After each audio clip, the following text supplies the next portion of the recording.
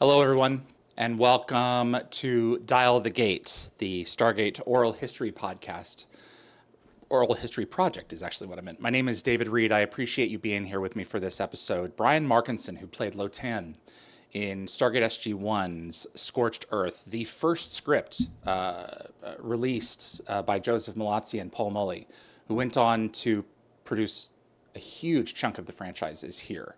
And out of the hundreds of guest stars that have appeared in Stargate, this one's in my top 5 or 10 easily.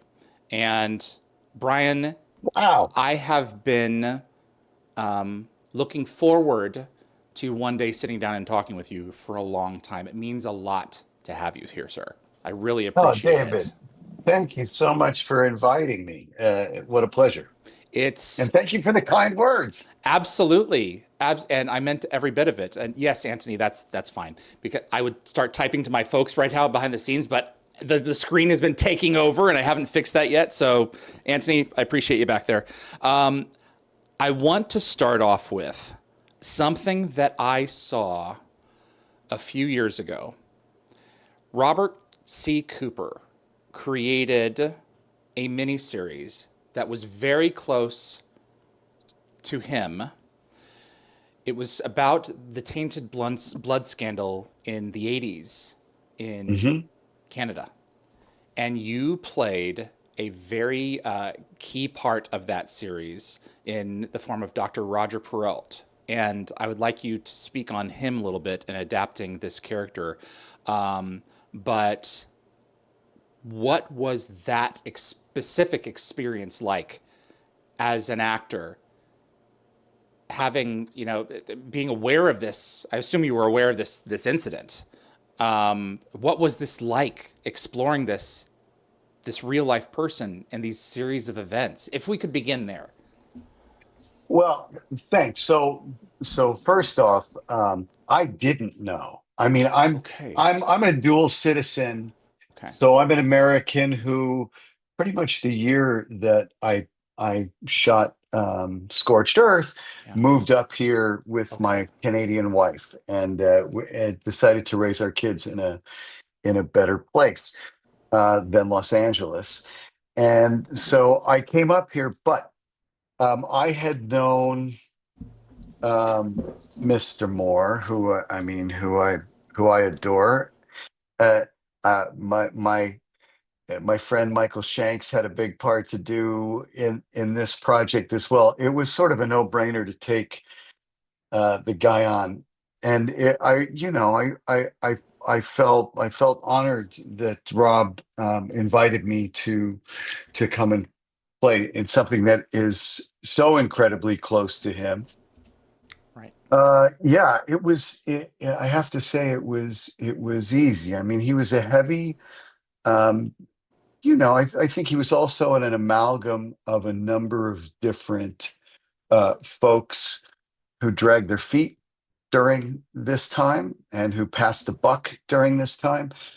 Um, so yeah, I mean, it was easy for me. Unspeakable is I still we're all very proud of it, and yeah, I mean, playing that guy, it's all on the page. And for Right. me, I've played a lot of real guys, Yeah. uh, and you never ever want to bring it to an imitation. Or I mean, for me, the Bible is what the writer writes, and and in this case, it was a really really beautiful Bible.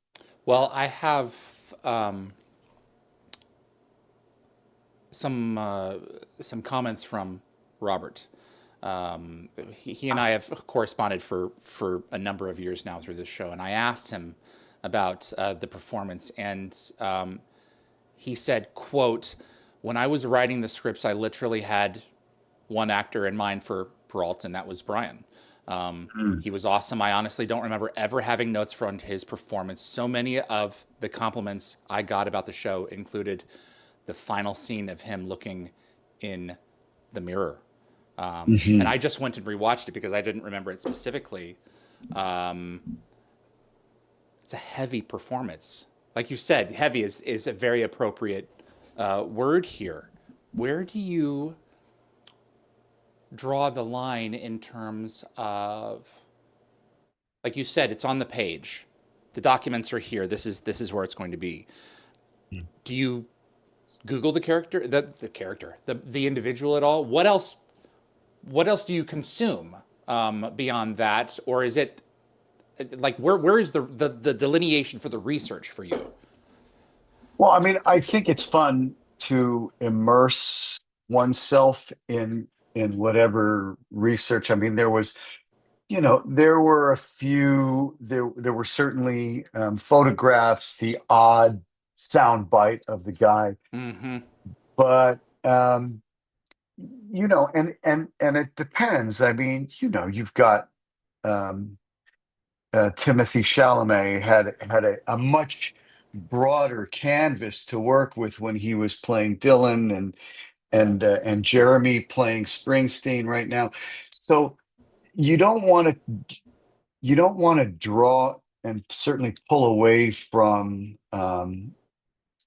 what's happening on the screen dramatically by Mm. trying to play at something. Nobody knew who Roger Perot was, or the majority of people don't really know. So in this case, it was my job to, to play what was on the Okay. page there. And certainly that last tableau with him, um, just that moment He's of, shaving in the mirror and he cuts his and he face. cuts himself in that moment of looking at the blood and looking at himself and that question of,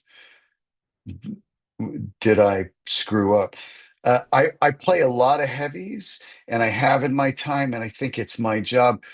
I don't like arch. I don't like, Snidely Whiplash, twisting the mustache. And so if you are in a place where you can challenge an audience to empathize for even a half a second Mhm. with a character, because none of this stuff happens outside of humanity. David Mhm. Milch. I played a guy in NYPD Blue years ago, a kind of a famous arc, a guy who repeatedly molested and then ended up killing his own kid.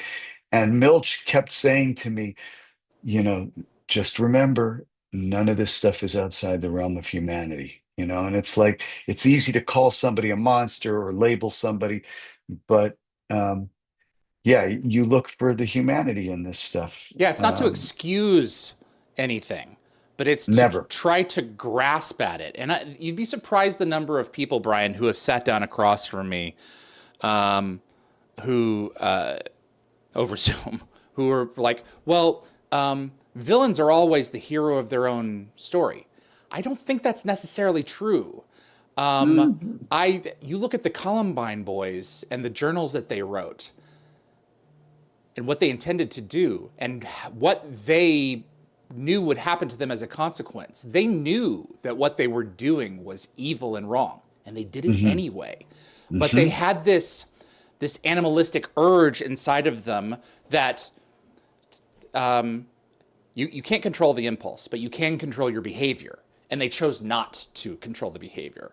But you Right. still have to sympathize with people who you don't have to, you can, who have obviously become that for some kind of a reason. There is a human underneath that, as uncomfortable as it is to acknowledge that. Yeah, Not to I forgive think that, them, but to right. acknowledge this. Yes, we both bleed. Pardon the pun. Yeah. Yeah, exactly. And I don't think any of us are born evil Right. per se. I mean, I think that we react in our, I mean, we're created by circumstance, by trauma, by Mm-hmm. whatever that stuff is. And who knows, we can't get inside, then there's Sure. psychopathy, and Of that's a course. whole other thing. Yeah. Um, but yeah, nothing outside I never judge a character, and I never, I read and read and read, and every time I read a script, ideas and images come, and it's the beautiful thing is, we're actors are instruments, writers are the players in a lot of Yes. ways. And we bring our own story, our own trauma, our own sense of humor to this thing. And where that meets and you get out of the way of it, then fun stuff can happen. Tell me about some of your fun stuff. I was looking over your resume and all the things that I've seen you in personally. Is there a performance where you have achieved something that has remained with you since, or maybe more than one? Is there something that you carry with you uh, as an artist Well, or I someone? did. Yeah, well, I mean, I've been very, very blessed in terms of working with some incredible people, directors, actors, writers, producers, um, over my career that spanned, I started in the theater in New York, but then ended up, the last 30 plus years I've been making my living doing this. So I mean, I have really been blessed. But I did, and I can. There's lots of things, but there's one a year after, and so in Alberta, which is the province one over from us, um, there was the murder of four um, RCMP members, officers, Yeah. in a town called Mayerthorpe, and Henry Cherney and myself and a director named Ken Girardi and a writer named Andrew Reggett wrote this. He wrote this incredible script called Mayerthorpe, which I think now is called Menace. And I played. Speaking of these guys, I played a real guy named James Roscoe, who was on a crash course with the RCMP for many, many years and ended up taking the life of these four young officers. And we did it a year after it happened. I mean, Wow, that's I don't know. fresh. It was really fresh. They didn't let us, we shot it in Calgary, which is about 3 hours south of where this stuff happened. Yeah. But I was a big part of that film. And again, it's a very, very sensitive there. Yeah. And I actually got to meet the parents of some of these fallen officers, and they wanted to come to set. They wanted to meet me, and the director and the producer said, I'm like, "Are you sure?" Because, like, as you just said, it was incredibly fresh. And yes, they insisted. And one of the moms walked up towards me, and as she was walking towards me, she started to fall apart and said, "You're not him. You're not him." And I said, "I'm She's, not him. I'm not." It was insane. I gave her a hug. I got to meet the twin brother of one of the oh my fallen members. God. Dude, I know it was insane. So, you know, every once in a while, something happens that seems resonates a little bit larger than, because the thing that's kept me sane is that we're just making a TV show, we're just making a movie. None of this stuff in the grand scheme of things is all that important. And if you can remember that, if you can show up with gratitude on a film set and play, then there's no acting out and there's no ill behavior, because honestly, we're just making a show. But every now and then you're reminded of, you know of the bigger world, and what it meant for her in a weird way to process, to be able to look not the guy in the face but the guy playing the guy. Yeah. I mean, it was incredible. So that one comes, and I got to work with Pacino. I got to spend a lot of time with, and I've worked with Mike Nichols a bunch, and Woody Allen, and it's like, and Sean Penn, and on and on and on. So I mean, those, I can tell you that all of those things are little, blessings.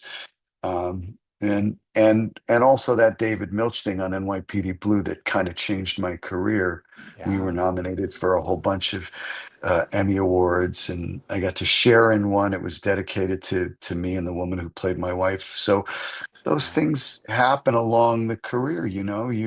A career is these little baby steps, and every now and then, a bigger step forward. How, But I'm very proud of being a journeyman. how do you keep up with the rigorous rhythm of a show like NYPD Blue? I mean, just one after the other. That type of a series must just be absolutely exhausting. You have to like just find yourself a space in your head to just be all right with the velocity through which you have to move through the material. And we're not just talking about like casual entertainment. These are specific things that you want to get right, because there are people watching who do this for a living. You're That's not right. you're And not in the Delta Quadrant firing phasers at Vidians. it's I mean, true. you were, but not there. I was a Vidian. I know. We're Um, going to get to it. uh, yeah. So the NYPD Blue stuff it was at a time when Milch, it was a very personal story for David Milch. I had gone in a number of times and met with him and Botchko and all those guys, and like they all knew me. And every time I was like, he's second choice. We really like Brian, and Yeah. then this role came up, and it was just one role, and this whole episode was it was Milch's answer to the Jean Benet Ramsey Okay. parents, which is I do full circle because I just did that. But the John Oh Benet wow. Ramsey, yeah, the parents, he read this article in Vanity Fair, and he wrote this article about uh, these parents who came in. The cops know they kind of did it. And it was his answer to them. And it was at a time when David was just writing furiously, and we weren't even getting full scripts. And he was writing us 8-page scenes, like me and Jimmy Smith. Like I had a confession scene, or talking about, my being molested myself as a kid. Yeah. Like, and David would just pour this stuff out, Yeah. and you had to consume it as quickly as it was there. Like, Yeah. the big scene at the end of the second episode, because we ended up doing actually 2.5 episodes.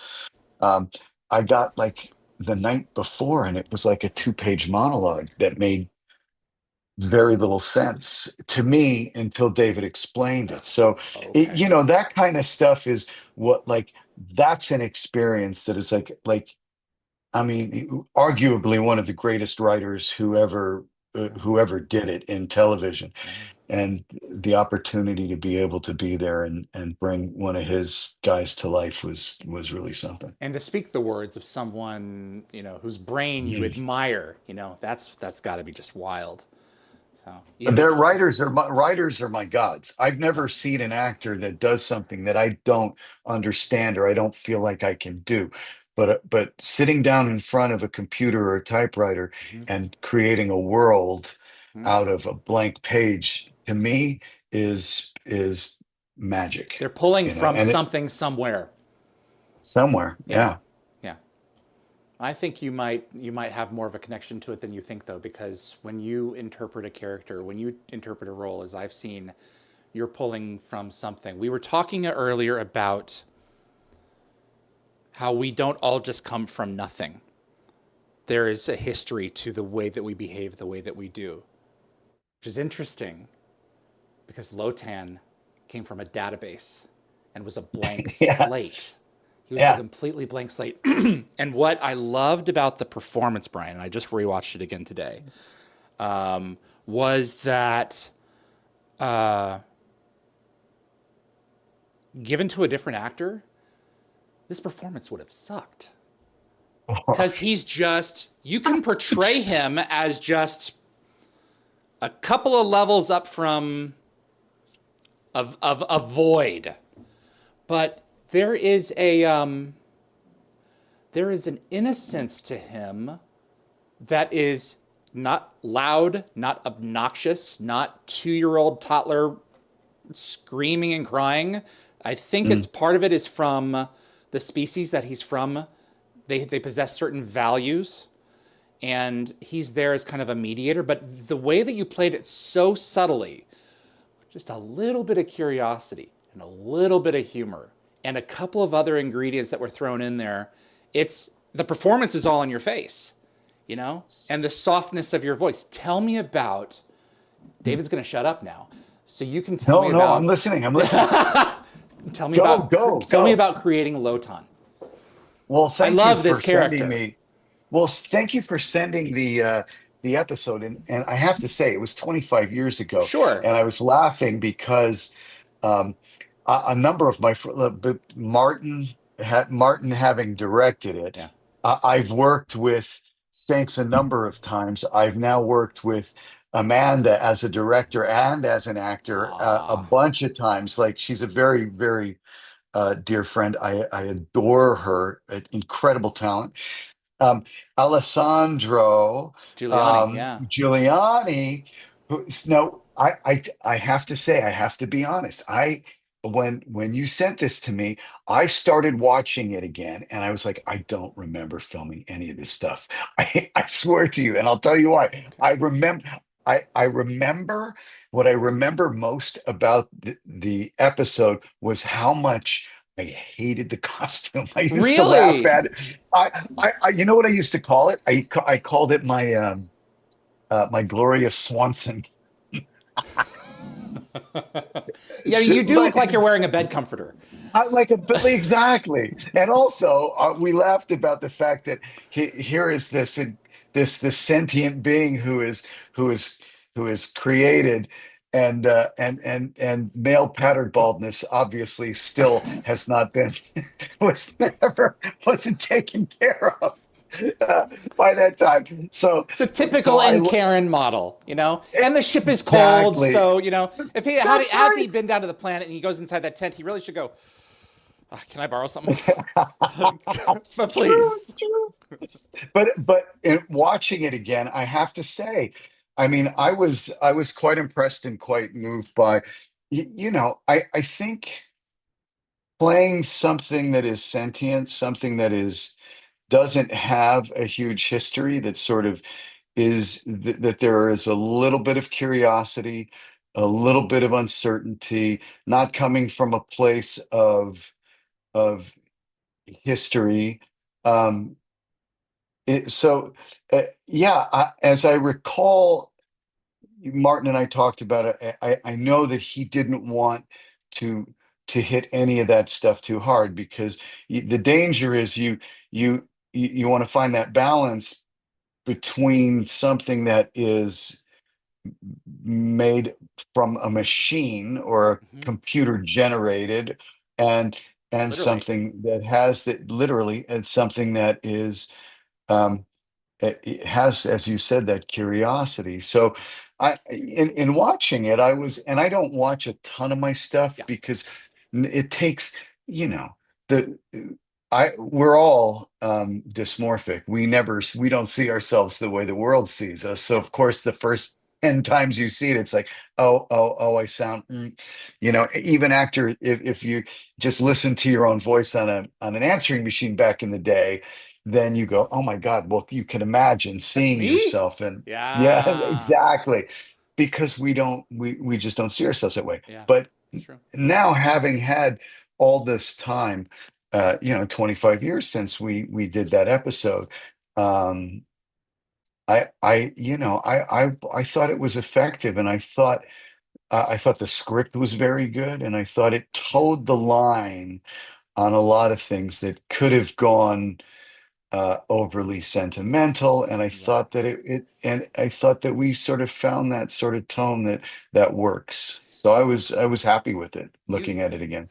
you've got a genuine morality play with this story.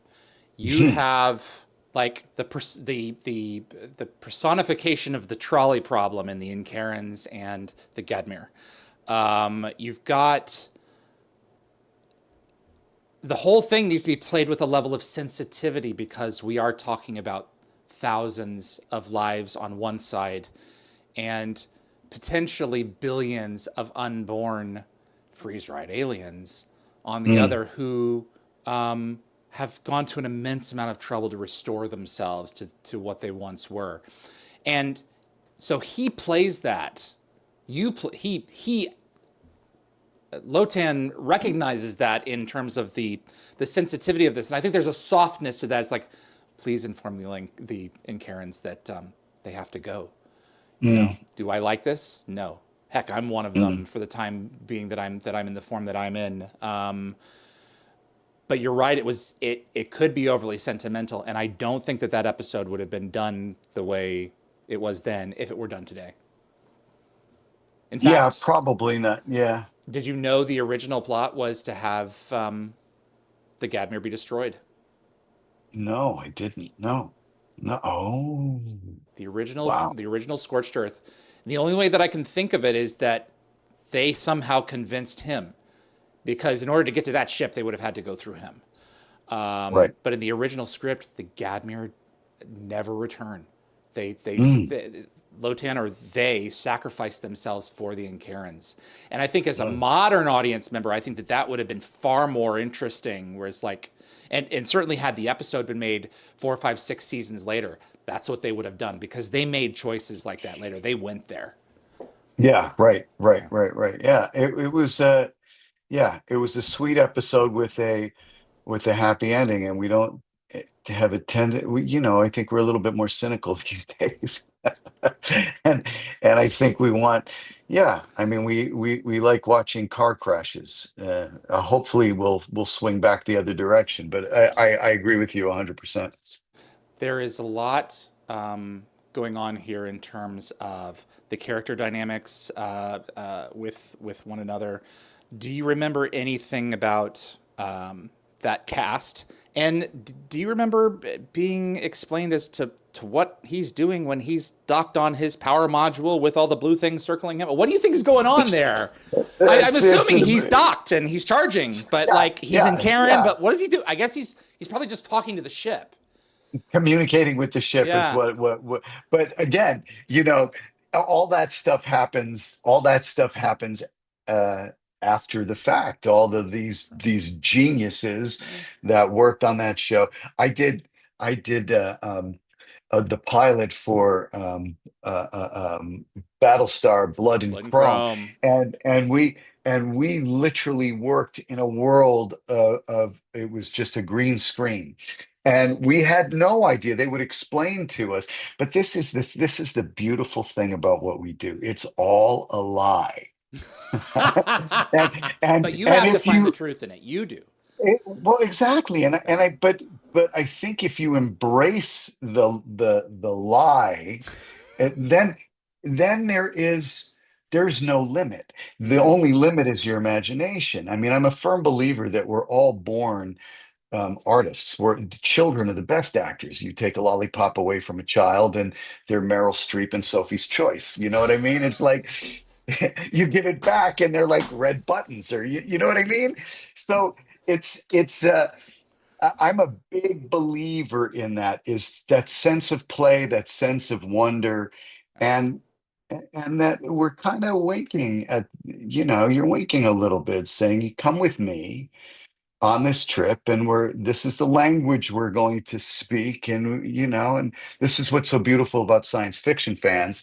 And I'm a huge fan of science fiction writers, and it is that sense of wonder and possibility. We can use a lot more of that these days, I think. That sense of we play. really need to get over ourselves. We're here for a smidge, and that's it. Yeah. I remember watching Wes Anderson's Grand Budapest and just levitating with like, wow, and laughing my ass off, and then go and watch The Arrival, Jeremy Renner, and and just like having my mind unlocked in terms of all of my preconceived notions about time and our movement through it. And it's so rare for me, even as much of a movie and TV buff as I am, to be completely teleported away But when they happen, you are reduced to a childlike wonderment. It's like I have I have time traveled to 5 years old again, you know, and That's the an magic artist has of it. invited me to think another way, or maybe to Hmm. think ways that I couldn't before all my phonemes were installed in this English software that I speak and think. You Hmm. know, Hmm. it's wild what a good creative mind can do to grab an audience, if the right people who are receptive, and we just go elsewhere. We just leave Yeah. for a couple of hours. It's a magical experience.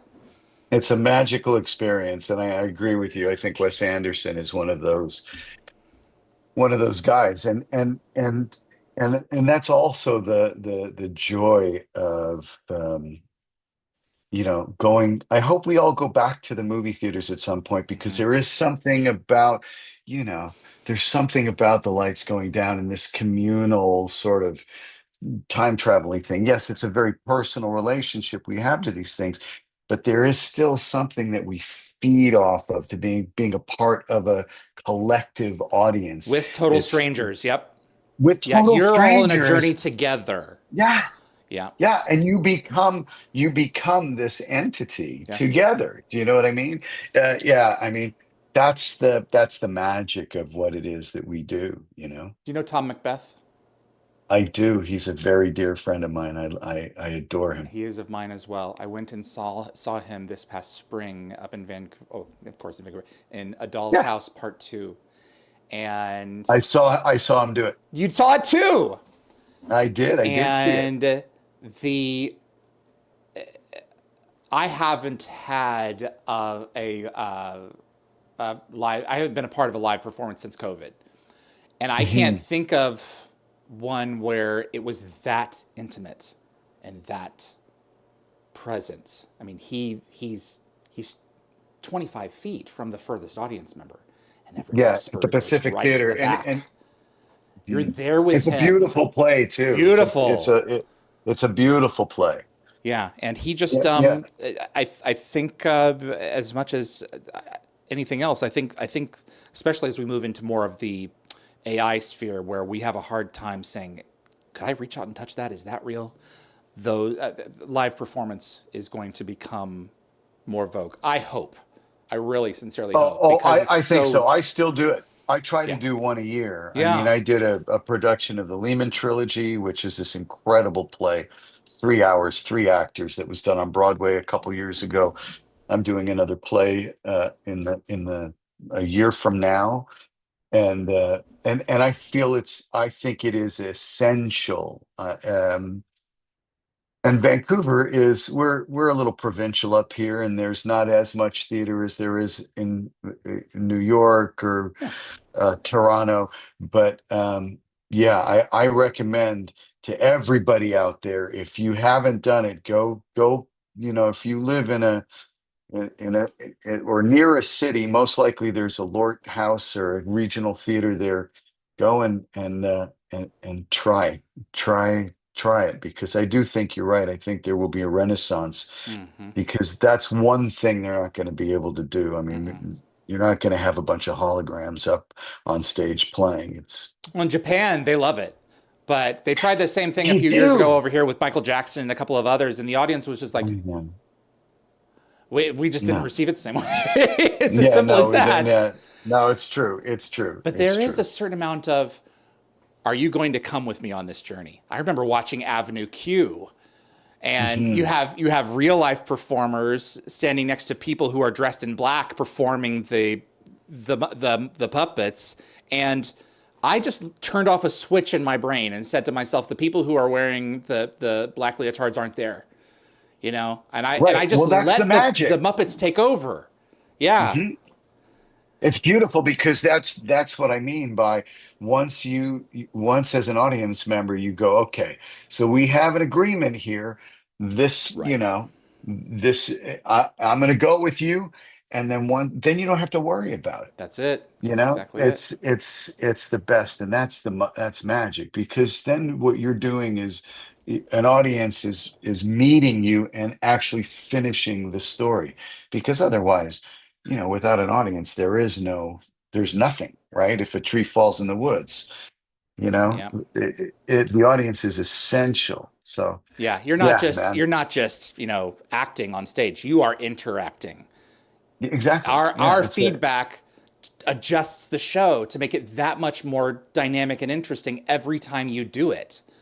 correct. Otherwise, you couldn't do it night after night. It'd be like, oh my God, here I go again with these highs and these lows and these highs. Maybe you could, if I mean, depending on the role, but it's like that's what Tom always, at least in terms of what he was saying, what he's keying in on. He's like, okay, who are the people that I'm dealing with here, and how am I going to adjust what I did before with what I want to do next with the people in the room?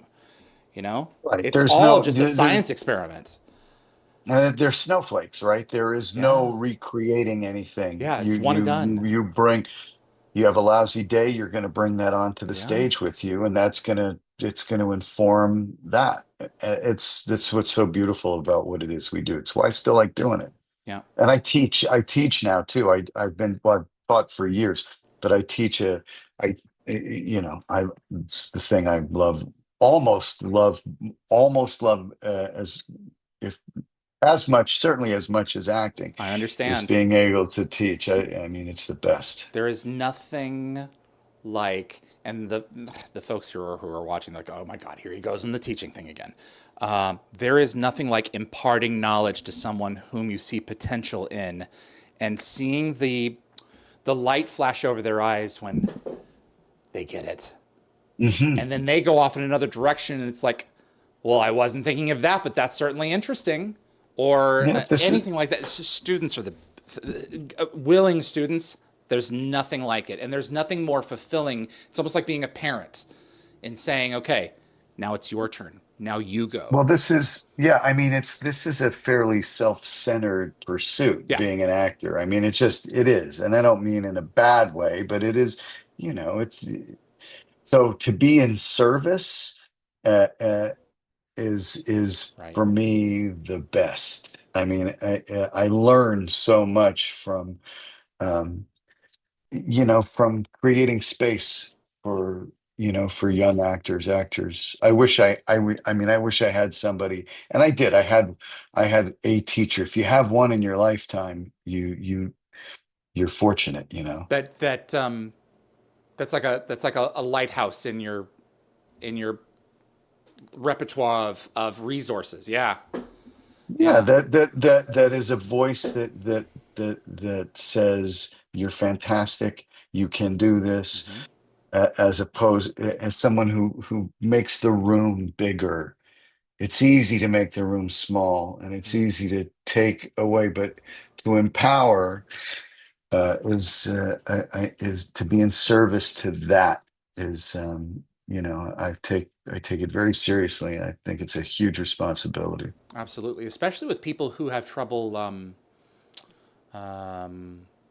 a lot of introverts who find their way to it because as they're accessing Mhm. this material and portraying someone else, they're also discovering more about them. So it's a journey of self as much, as I think you were talking about, how it's a very inward looking thing. Is there's a give and take there that's kind of amazing. I think it's one of the oldest professions in the world that continues to exist as predominantly as it does, because there's Mm. something there that people are tapping into when they're delivering lines, and when they're stepping in steps of a path that's already written out before them, that they're also exploring the boundaries of their inner selves. And it's like, well, what could I be if I just tried? Mm, So mm, mm. Yeah, yeah, yeah. I love it. I love it. I've got some fan questions for you. Hey, Lockwatcher says, what was your time like working on Apollo 13? A wow. little bit further back. Thank you for that question.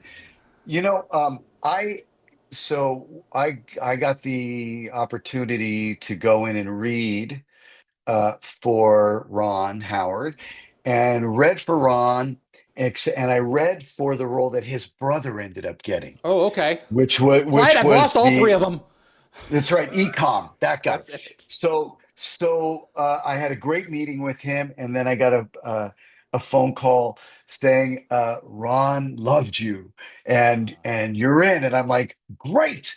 And so so I'm like, what is it? And they're like, you're pad rats. And I'm like, pad rat. Okay. So I went through, you know, we shot like it was great. I've worked with Hanks before. I worked with Bacon before, and but what I was doing again, you talk about being in service to. Yeah, for sure. What didn't make the film is all of us little pad rats and that the designer of the ship, the pod and all that. We shot an entire sort of um, story for these guys, where we were watching the launch and all that. That of course didn't make it. I think like one or two little um, frames of me made it into the thing. Um, so the experience was great, and to work on something that massive was amazing. And actually, it's like when you working on Mad Men, when you step into the 60s, those film sets, and put on that clothing, you are You're transported. And I there. felt very much the same way. Wow. uh, Being you talk about no acting required, so it was great fun. They were all wonderful, and it was cool to be even a small part of that very cool film. You experienced that crisis. I mean, you lived through it. I mean, did you feel teleported back to it at all? I have to say, I didn't remember Okay. Apollo 13 as much as we Okay. all remember 11. I Yeah. don't remember. Like, it was weird because I remember watching 11 I was 7, 8 years old. That I Yeah. was born in Real 60, impressionable. 61. Yeah. So though I remember sitting in the class and the teacher bringing in the TV, but it's weird. I do not remember that story, and I don't know how. I mean, it was overshadowed by the success of of what 11 was, Right. you know.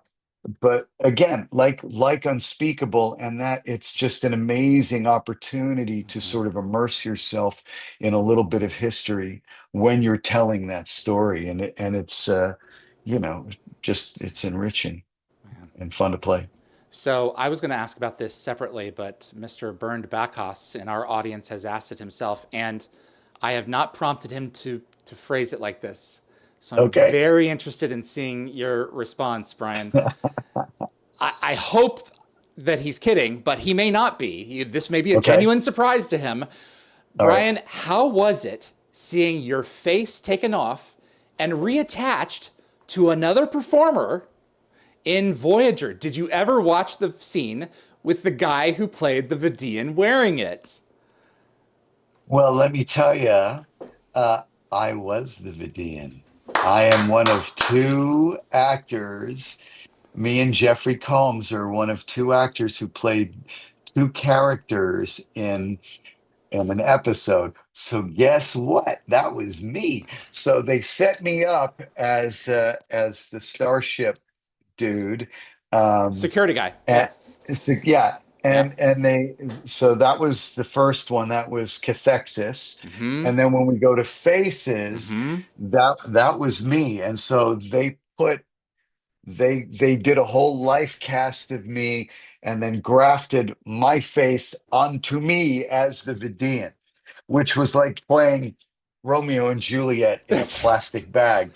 It was unbelievable. I've had prosthetics before, but never like I had teeth, I had contacts like I had in Scorched Earth, but it was to act through that and have these love scenes that's with right. Roxanne.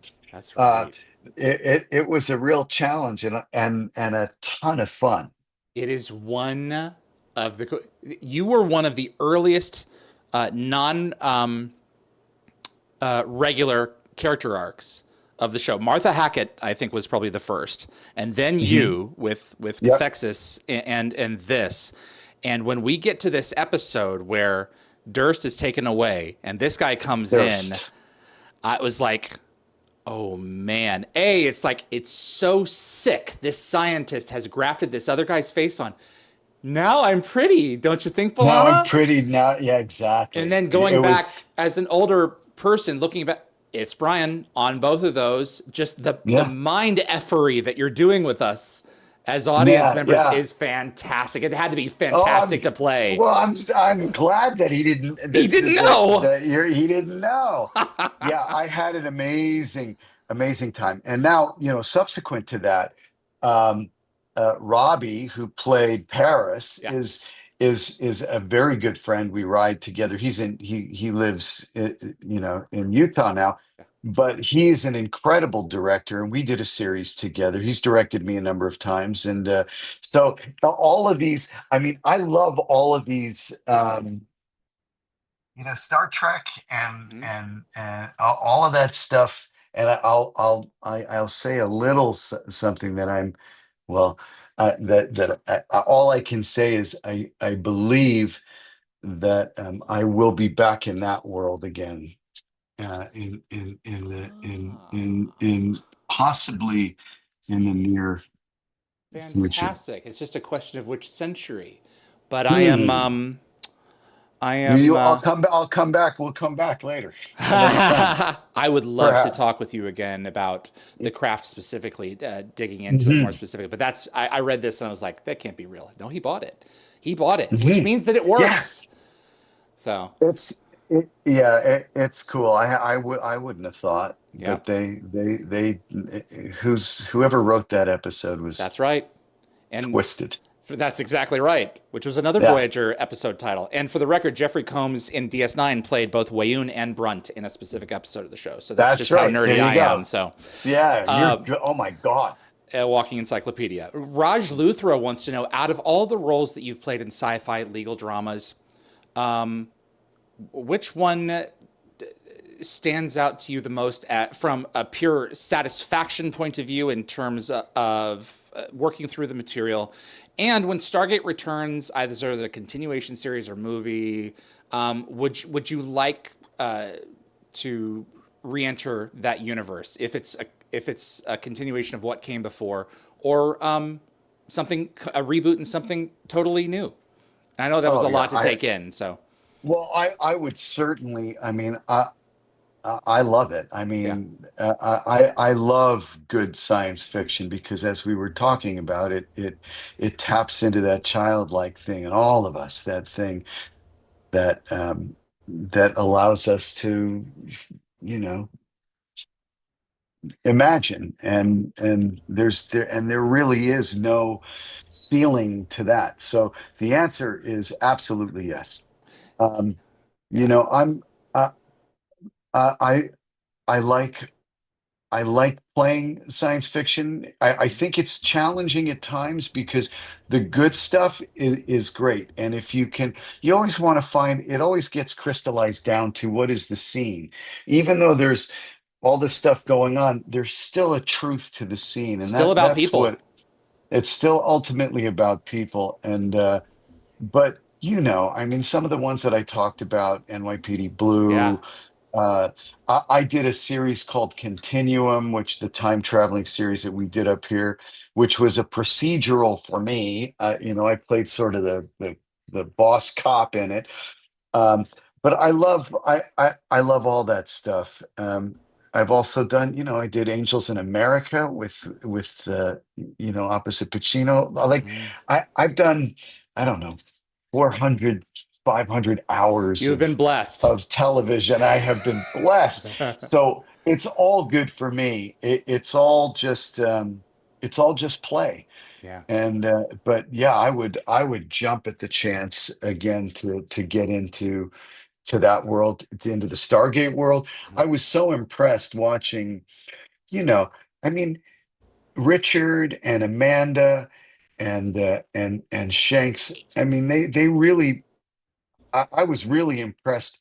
I had so much fun in those scenes with Shanks, and his and he's so good.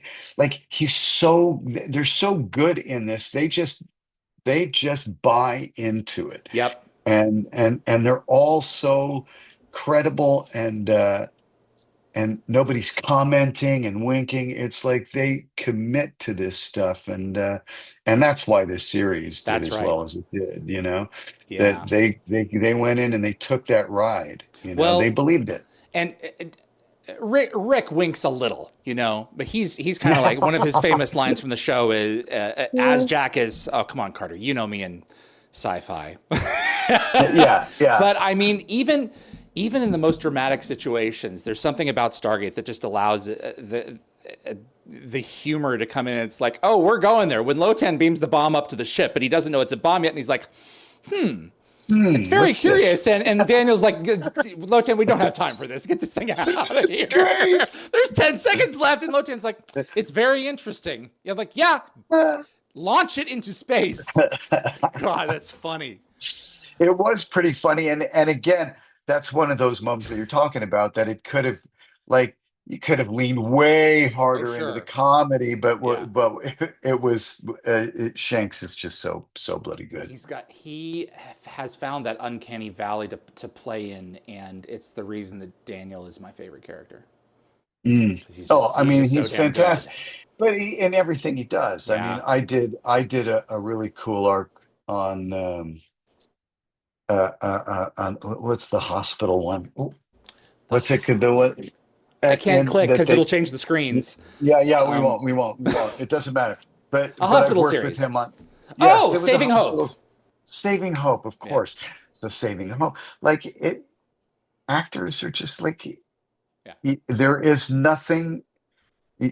Typecasting is not a thing with us, because we'll just go wherever you want us to go. We'll just buy into whatever that story is. And I think Shanks is one of those guys. He looks like a leading man, but he's a character guy inside. I think you're absolutely right. It's like you're positioned in front of a door with a lock, and it's like, okay, I've got a key for this one, but if I don't, I'll make one right here on the spot. Just give me a few minutes with the lock. And you're analyzing the content, and it's like, okay, how am I going to fit myself into here?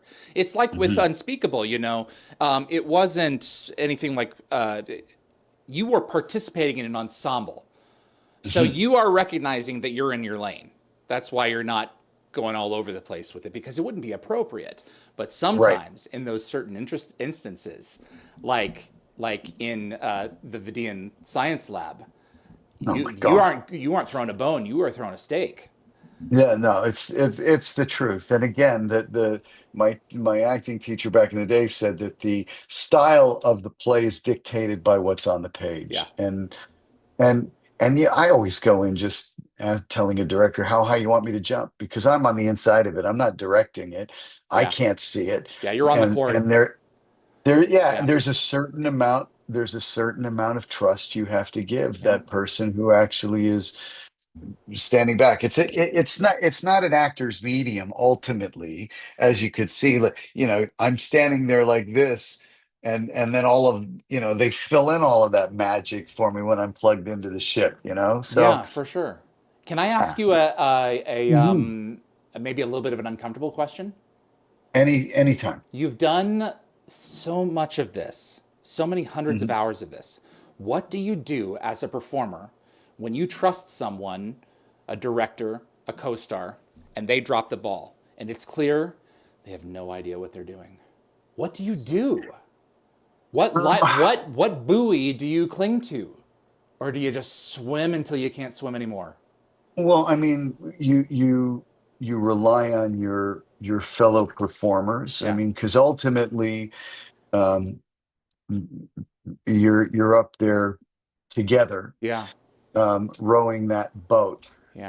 But there's only so much control you have. If you're fortunate enough to be able to collaborate and have, if I bump against something that's on the page, I have no problem saying to the writer and the director, I'm feeling this. And there's a number of different, and I've worked with directors who have shrunk the room, who make it very difficult. I've worked with actors who have shrunk the room, who make it difficult. They're the exception. They are not the rule. The majority of the people that I work with have been really beautiful and collaborative. And I find, I just don't take it on. I don't take it on myself. I'm way past that. At 63 years old now. I'm I'm past that taking on somebody else's stuff. So I'm there to work and play, and I'll go where you want to go. Yeah. Uh, and but if you're going to close the room down, I'll try to find as much freedom as I can within that smaller room, honestly. Has it ever challenged you as a performer and opened avenues of opportunity in ways that you didn't expect because someone has shut you down? It's like, well, I'm going to go in this direction and see if it works, and oh, thank God it did, and I didn't expect that to. Yeah, I mean, I'm a big believer in you meet people where they are, and Yeah. you meet an experience where it is. So Okay. yes, I agree with you. You can either hang on to those rails with Yeah. your life, or you can just sort of like let go and see. And that's kind of what I teach. Yeah. There's this Okay. there's this incredible Rumi poem, and so all of your listeners there should go and get it.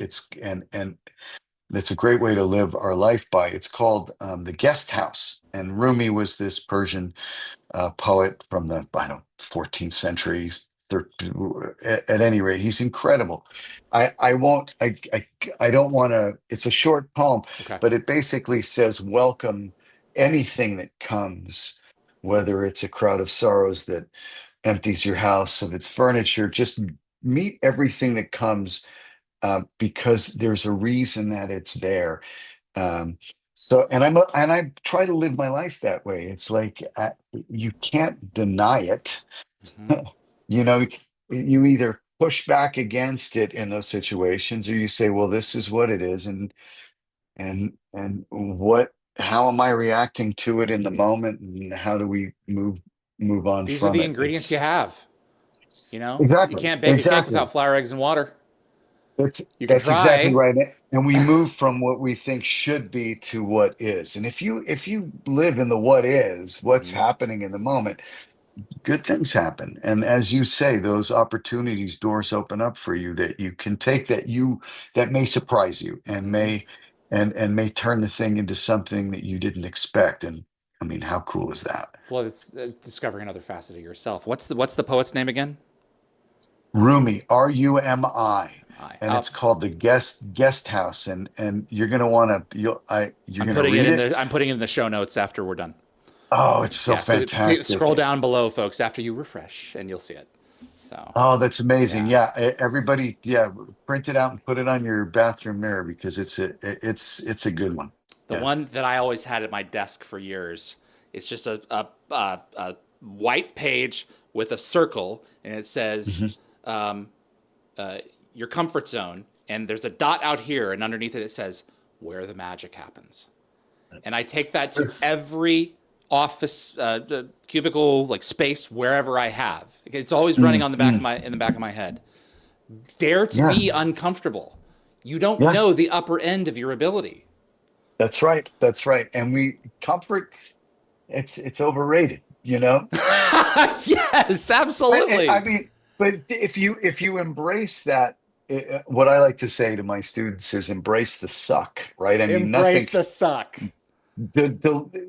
Growth is not linear. No. It's like discovery, fall on your face, stub your toe, hit a wall, discovery, and if you embrace that, come on, man. I mean, it's the best. You're looking at someone who has lost nearly 60 pounds in the last 5 months. So um, Wow.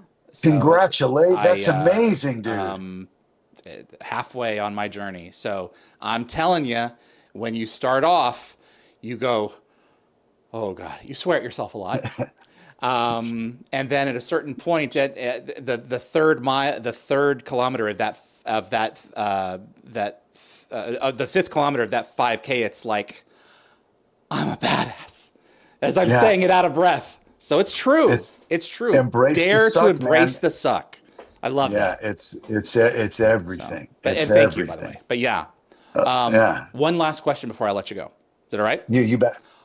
Of course. Oliver, I'm going to massage this a little bit to take it where I want to take it. Can you share a memory of Amanda Tapping? I have heard wonderful things of her as a performer. She was the welcome wagon in Stargate. I have Hmm. heard stellar things of her as a director. Kind, She's a, she isn't. generous, Yeah. giving. What can you tell me She's about in. Amanda as a Well, collaborator? she's remarkable. We've done play readings together. She's directed me. She directed me in, like, heavy drama. This series I did called the Romeo section. Um, she is profoundly. She is the opposite of what we're talking about when somebody shrinks the room. She is Yeah. everything. I have never met a human on this earth who has anything other than um, just the most beautiful things to say about her, because she is all that. She is loving and giving and creates a space that is Mhm. very, very easy. It's easy to succeed in, and it's easy to fail in. I Mhm. mean, and if it's okay for you not to be perfect every time, Mhm. then I mean, that's huge. And on top of everything else, she's smart as a whip. Yeah. Yeah. Um, I don't know I where she gets all mean, the energy. And everyone that I've talked to, like, if she has a bad day, good luck figuring out which one it is, you know? yeah, well, but there's a time and a place, Yeah. right? I mean, we have those people in our lives Of that we course. that we can, and she knows that when she's out there working and creating, it ain't about her. Yeah. It is about, she's a problem solver, and she understands that that there's no room to act out. I've never seen her do anything other than, and I think I'm going to get her into my class. She keeps on calling me up saying she's terrified. She's a big chicken, so she won't come in and do it. But she's also, as you should see her do, um, you should see her do drama, like, Ugh. I want her to do Nora in a Doll's House Part Two, that play She that would you be saw. fantastic. You haven't changed a bit. Incredible. Yeah. Yeah. What a great Yeah. scene. No, she Yeah. would be. She's dynamite. That's the thing, though. I mean, there's only so much of AT to go around. I can't believe I just used that abbreviation. Anyway, she's just. I miss her in front of the camera. But the fact of the matter is, I think she's found her world. And so, She has, but I'm what can you telling do? you, I'm going to get her There you into go. that room because she keeps on. She and a buddy of hers, Nicole Oliver, they're both, they're dynamite actors, but they're afraid. They're just afraid to get in and be vulnerable in that way again, because it's a whole different thing to sit back and Yeah. behind the monitor. Yeah. But I will. So You'll you succeed. you're gonna hear it. Well, I'm gonna succeed in getting there in, and I'm telling you, she's gonna fall in love with it again, Yeah, she will. and she will be back in front of the camera before too long. I guarantee you, she's gonna get a taste of it Yeah. and go, "Oh, I think that you can do both. I think that what you said was yeah, true. It mhm, sounds like you deliberately make space for one live performance run a year. That's what you got to mhm. do. At Yeah, a I certain have to." point, you look and say, there are fewer years ahead than there are behind. What do I want to leave behind? And what do I want for myself? And Right. you make it happen. Yeah, So, absolutely. speaking of, one small question. Yeah, yeah. Anytime. What do you, what do I'm you, not going anywhere. what do you ride? I have a 2014 Yamaha Super Tenere. So Uh, speaking about living in the It's moment, a great bike. Great bike. I Right now I am the bike. I just sold my BMW RT 1200, which is a big touring bike. I had the R80 I RT. Okay, It was older than so I I was. have I have a Ducati. It's an 803 Scrambler, and Yeah. that I've pulled the cat off of it and put a Termignoni exhaust, and it is Do the they most hear you fun I've coming? ever had on a motorcycle. Oh, they hear me come. It sounds like an Italian guy hitting on your girlfriend, is what it sounds like. Yeah, I'm a big rider, man. Ah, Listen, you find yourself up this way, we'll we ride. may just have to I'm do a that with my 1200. I'm It's my dad calls it two-wheeled therapy, and I've just started again because the potholes in Nashville, you can drive a semi through them. Oh So you got to yeah, be really yeah, yeah, careful. yeah, yeah, So, yeah, yeah, yeah, yeah. Brian, this has been my pleasure. Oh, David, thank Very you much so so. much for having me, and thank you to everybody who's tuned in. And I look forward to the next time. Absolutely. We're going to have you back. I'm going to wrap up the show on this side. Okay, I take care. appreciate you, sir. Be well. Okay, you too. Brian Markinson, everyone, Lotan in Stargate SG-1. I appreciate you all tuning in. My name is David Reed, and you're watching the Stargate Oral History Project. I have something special to share with you here. Martin McLean, we've had him on the show before. You know him as Gate Builder. He is now true to his name because he has just released a free, downloadable Stargate 3D print. And I don't think I can get this thing bigger, can I? Nope. Of course, everything else gets bigger. This is gatebuilder.tech. The link will be in the description below. And he has created this thing for you to download for free. And not only that, but it has complete schematics and assembly instructions. You rarely find cooks and bakers in the same person, but this guy builds this stuff and also builds the concise instruction manuals for how to assemble it. And it lights up. And yes, I told him that the chevrons are lighting out of the wrong sequence, so he now has the correct programming sequence. So that's there. And so just look in the description below for the details on where to go and download that thing for yourself and for free. My profound thanks to my moderating team. You guys really pulled me out of it was bad earlier. So I'm really thankful that you guys were able to pull it through. Anthony, Jeremy, Kevin, Lockwatcher, Marcia, Raj, and Jacob. My producers, thank you. Anthony Rowling, Kevin Weaver, and Linda Gabber Fury. And big thanks to Frederick Marcoux over at Concepts Web, who keeps DialTheGate.com up and running. DialTheGate.com holds the complete schedule for everything coming out. Few people are still waiting, still organizing dates to get back to me. And we'll have more of that information. Just keep it locked in on the website for those details. My thanks once again to Brian for being so generous with his time. My name is David Reed for Dial the Gates. I appreciate you tuning in, and I will see you on the other side.